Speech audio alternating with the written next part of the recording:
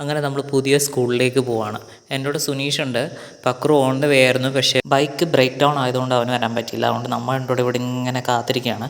എൻ്റെ മൂക്കിൻ്റെ പുറത്തൊരു മൂക്കിലൊരു കുരു. നമ്മൾ ഹൈസ്കൂൾ ജംഗ്ഷനുള്ള വൈറ്റ് പൊട്ടിക്കയില്ലേ, അവിടെ ഇരിക്കുന്നത്. അവിടെ നമ്മളോട് ഇരിക്കാനാണ് പറഞ്ഞത്. നമ്മൾ മറ്റേ എൻ്റെ KSRTC ഇല്ലേ, അതിലാണ് ബുക്ക് ചെയ്തത്. അപ്പോൾ നമുക്ക് 1543 രൂപയായിട്ടുണ്ട് ഒരാൾക്കാണേ. അങ്ങനെ ബസ് വന്നു, നമ്മൾ കയറി. പക്ഷേ അവരുടെ കണ്ടക്ടേഴ്സൊന്നും ഒരു എന്താ പറയുക ഹെൽപ്പിംഗ് മെൻറ്റാലിറ്റി ഒന്നും കാണിച്ചില്ല. നമ്മുടെ സാധനം എടുത്ത് വെക്കാനോ ഒന്നും ഒരു ഇതും കാണിക്കാതെ ആയിരുന്നത്. നമ്മൾ തന്നെ എല്ലാം എടുത്ത് വെക്കണം. ആരുടെ ആണെങ്കിലും, ലേഡി പാസഞ്ചേഴ്സിൻ്റെ ആണെങ്കിലും അല്ലാത്തവരുടെ ആണെങ്കിലും ആരുടെയും അവരൊന്നും ചെയ്യുന്നില്ല. 8:30 ആയപ്പോൾ നമുക്ക് ഡിന്നർ കഴിക്കാൻ വേണ്ടി അവർ എവിടെയാണ് എനിക്ക് സ്ഥലം ഓർമ്മയില്ല, ഏതോ ഒരു സ്ഥലത്ത് ഒരു വണ്ടി നിർത്തി.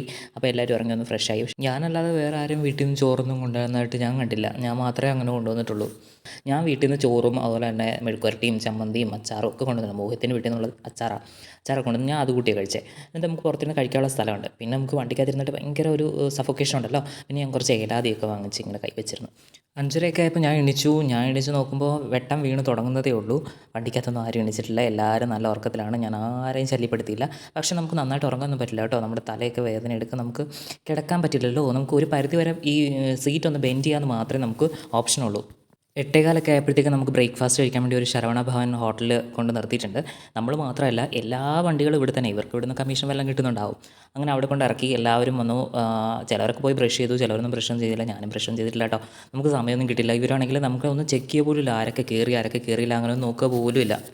എനിക്ക് അവിടുന്ന് ചായ കുടിക്കാനോ ഒന്നും തോന്നിയില്ല. ഞാൻ അവിടുന്ന് ഒരു ഹൈഡ് ആൻഡ് സീക്കിൻ്റെ ബിസ്ക്കറ്റ് വാങ്ങിച്ചു. പിന്നെ നേരത്തെ തന്നെ ഒരു കുപ്പി വെള്ളം എൻ്റെ കയ്യിലുണ്ടായിരുന്നു. അങ്ങനെ അതും രണ്ടും മാത്രമേ എൻ്റെ കയ്യിലുള്ളൂ. വേറെ ഒന്നും കഴിക്കാൻ എനിക്ക് തോന്നിയില്ല. കാരണം ഗൾഫിന് പോകാനും തോന്നിയ എൻ്റെ ദൈവമേ, ഇവരാണെങ്കിൽ നമ്മൾ പറയുന്നിടത്തൊന്നും നിർത്തുകയില്ല.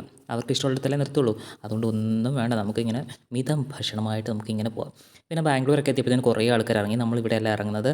ബസ് പതിയെ കാലിയായി തുടങ്ങി. ഞാനും കുറച്ച് ആൾക്കാർ മാത്രമേ ഉള്ളൂ. പിന്നെ ഞാൻ പുറത്തെ കാഴ്ചകളൊക്കെ നോക്കി. പിന്നെ ഇടയ്ക്ക് കുറേ നേരം കിടന്ന് ഉറങ്ങി കേട്ടോ. പിന്നെ ഇങ്ങനെ നോക്കുമ്പോൾ ഈ ബാംഗ്ലൂരിൻ്റെ ചെറിയ സിറ്റികളൊക്കെ ആയി വരുന്നതേ ഉള്ളൂ. അങ്ങനെ കുറേ സംഭവങ്ങളൊക്കെ നോക്കി ഇങ്ങനെ ഇരുന്നു. പിന്നെ കുറേ കഴിഞ്ഞപ്പോഴത്തേനും ബാംഗ്ലൂരിൻ്റെ പിന്നെ കുറച്ചുകൂടെ ഇതായപ്പോഴത്തേനും എന്താണ് അവിടുത്തെ ട്രാഫിക്കും കാര്യങ്ങളൊക്കെ.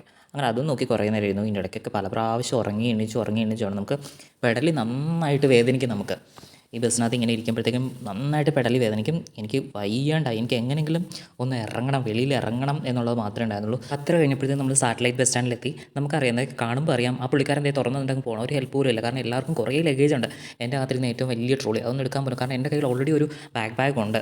എന്നിട്ട് ഇതും കൂടെ എടുക്കാൻ ഭയങ്കര ബുദ്ധിമുട്ടായിരുന്നു. എന്നിട്ട് നമ്മളെല്ലാവരും കുറേ കുട്ടികളും ഉണ്ട് അതിനകത്ത് ഇറങ്ങാനായിട്ട് അവിടെ. അത് കഴിഞ്ഞിട്ട് ഞാൻ ഇപ്പുറത്ത് ഒരു ബസ് സ്റ്റാൻഡ് ഉണ്ട്, സാറ്റലൈറ്റ് ബസ് സ്റ്റാൻഡാണ്. അതിൻ്റെ ഫുൾ നെയിം എനിക്കറിയില്ല. സാറ്റലൈറ്റ് ബസ് സ്റ്റാൻഡിൽ കയറിയിട്ട് ഞാൻ തിരക്കി ഇവിടുന്ന് എങ്ങനെയാണ് പോകേണ്ടത്. അപ്പോൾ ഒരു പറഞ്ഞു മജസ്റ്റിക്കിലേക്കാണ് പോകേണ്ടത്. അപ്പോൾ ഇവിടുന്ന് ക്രോസ് ചെയ്തിട്ട് അപ്പുറത്ത് പോയിട്ട് വേണം മജസ്റ്റിക്കിലേക്ക് പോകാം. പക്ഷേ നമുക്ക് അറിയില്ലല്ലോ, ഇവിടുന്ന് 18 രൂപയുള്ളൂ എന്ന് അവർ പറയുകയും ചെയ്തു. പക്ഷേ നമുക്ക് അത്രയും റിസ്ക് എടുക്കാനൊന്നും പറ്റത്തില്ല. കാരണം ഇത്ര ലഗേജോട്ട് എങ്ങനെയാണ് പോകുന്നത് അല്ലേ. കാസർഗോഡ്, ഞങ്ങൾ പത്തനംതിട്ട. ഫാമിലി ആയിട്ട് ഇവിടെയാണ്. എവിടെ ചെന്നാലും മലയാളികൾ ഉണ്ടാവുമല്ലോ. അങ്ങനെ കിട്ടിയൊരു പുള്ളിക്കാരനാണ്, മലയാളിയാണ്, കാസർഗോഡുകാരനാണ്. അപ്പം ഇവിടുന്ന് മജസ്റ്റിക്കിലേക്ക് എന്നോട് 200 രൂപ പറഞ്ഞിട്ട് അത് പിന്നെ 180 ആക്കി. പക്ഷേ എനിക്ക് ഇതിൽ കയറണോ വേണ്ട എന്നുള്ള കൺഫ്യൂഷനായിരുന്നു. പിന്നെ നമുക്ക് വേറെ ഓപ്ഷനൊന്നും ഇല്ലാത്തതുകൊണ്ട് നമ്മൾ ഇതിനകത്ത് തന്നെ കയറി. പിന്നെ നമ്മൾ ബസ് സ്റ്റാൻഡിലെത്തി. ഇവിടുന്ന് കുറേ ബസ്സുകൾ അനന്തപുരിന് പോകാനായിട്ടുണ്ട്. അപ്പോൾ പിന്നെ ഇത് ആദ്യം പോകുന്ന ഏതാണെന്ന് നമുക്കറിയില്ല. ഞാൻ ഏതോ ഒരു ബസ്സിൽ കയറിയിരുന്നു. അപ്പം ഞാനായിട്ട് ബാക്കിലായിരുന്നു. കാരണം ഇവർക്ക് ഡിക്കി ഒന്നുമില്ല, വെക്കാനുള്ളിടത്തെല്ലാം ഓൾറെഡി ലഗേജൊക്കെ നിറച്ച് വെച്ചേക്കുന്നതുകൊണ്ട് സാധനം നമുക്ക് സ്ഥലമില്ല. അപ്പോൾ ഞാൻ അവിടെ വെക്കും. എന്നോട് അതുകൊണ്ട് അകത്ത് കയറുന്നോളം പറഞ്ഞു. ഞാൻ ഏറ്റവും പുറകെ പോയിരുന്നു. അവിടെ അങ്ങനെ ഇരിക്കുമ്പോൾ ഒരു ചേച്ചി വന്നു. ചേച്ചിയുടെ ഹസ്ബൻഡിൻ്റെ മെഡിക്കൽ കോളേജിൽ അഡ്മിറ്റഡ് ആണെന്ന്. എവിടെയാണ്? കോട്ടയം, ആന്ധ്രയിൽ നിന്ന് കോട്ടയം മെഡിക്കൽ കോളേജിൽ അഡ്മിറ്റഡ് ആണെന്ന്. ബാംഗ്ലൂരിൽ നിന്ന് അനന്തപൂരിന് 299 രൂപയാണ്. ഞാൻ 500 കൊടുത്തപ്പോൾ ചില്ലറ ഇല്ലാത്തതുകൊണ്ട് പുള്ളിക്കാരൻ പറഞ്ഞു നമുക്ക് ഗൂഗിൾ പേ ചെയ്താലും മതി. അതൊരു നല്ല കാര്യമായിട്ട് എനിക്ക് തോന്നി. കാരണം അതല്ലെങ്കിൽ നമുക്ക് പുള്ളിക്കാരൻ റിട്ടേൺ നമുക്ക് എപ്പോഴാണ് ബാലൻസ് വരുന്നത് നോക്കിയിരിക്കണം. ഒന്നൊരു ഭാഷയുടെ പ്രശ്നം, അങ്ങനെ കുറേ പ്രശ്നങ്ങളുണ്ടല്ലോ. അതിന് നമുക്ക് ഈ പറയുന്ന ഗൂഗിൾ പേ വലിയൊരു ഉപകാരമായിട്ട് തോന്നി. ബാംഗ്ലൂരിൽ നിന്ന് അനന്തപൂരിന് 4 മണിക്കൂർ ജേണിയുണ്ട്. ഇതിനിടയ്ക്ക് നമ്മൾ 1:41 ഒക്കെ ആയപ്പോഴത്തേക്കും ഇവർ ഏതോ ഒരു സ്ഥലത്ത് വന്നിട്ട് നമുക്ക് ലഞ്ച് കഴിക്കാൻ വേണ്ടിയിട്ട് വണ്ടി നിർത്തി. അപ്പോൾ എൻ്റെ കയ്യിൽ വീണ്ടും ഹൈഡ് ആൻഡ് സീക്ക് മാത്രമേ ഉള്ളൂ. വേറെ ഞാൻ അവിടെ നിന്നൊന്നും വാങ്ങിച്ച് കഴിച്ചില്ല. പിന്നെ അവിടെ നിന്ന് ടോയ്ലറ്റിൽ പോയി കേട്ടോ. കുറച്ച് നേരം വണ്ടി അവിടെ നിർത്തിയിട്ടുണ്ടായിരുന്നു. ഇവിടെയും KSRTC ആണ് കേട്ടോ. അതായത് കർണാടക സ്റ്റേറ്റ് ട്രാൻസ്പോർട്ട് ആണല്ലോ. അപ്പം ഇവിടെയും KSRTC. നമ്മുടെ നാട്ടിലും കേരള സ്റ്റേറ്റിൻ്റെ ട്രാൻസ്പോർട്ട് ആയതുകൊണ്ട് അതും KSRTC. അങ്ങനെ നമ്മൾ ഒരു 3:55 ഒക്കെ ആയപ്പോഴത്തേക്കും നമ്മൾ എവിടെ എത്തിയെന്ന് വെച്ചാൽ അനന്തപൂർ സ്റ്റാൻഡിൻ്റെ അടുത്ത് നിന്ന് അവിടെ നിന്ന് ഞാനൊരു ഊണ് വാങ്ങിച്ച് കഴിച്ചു. നല്ല കുഴപ്പമില്ലാത്ത നല്ലൊരു ഊണായിരുന്നു. ഊണിന് 80 രൂപയായിരുന്നു കേട്ടോ. അപ്പോൾ അതിൻ്റെ ഒരു ചമ്മന്തി, പിന്നെ ആണെങ്കിൽ റവ കൊണ്ടുണ്ടാക്കിയ ഒരു ഹൽവ പോലത്തെ സംഭവം, പിന്നെ സാമ്പാർ, അച്ചാർ, മോര്, പപ്പടം,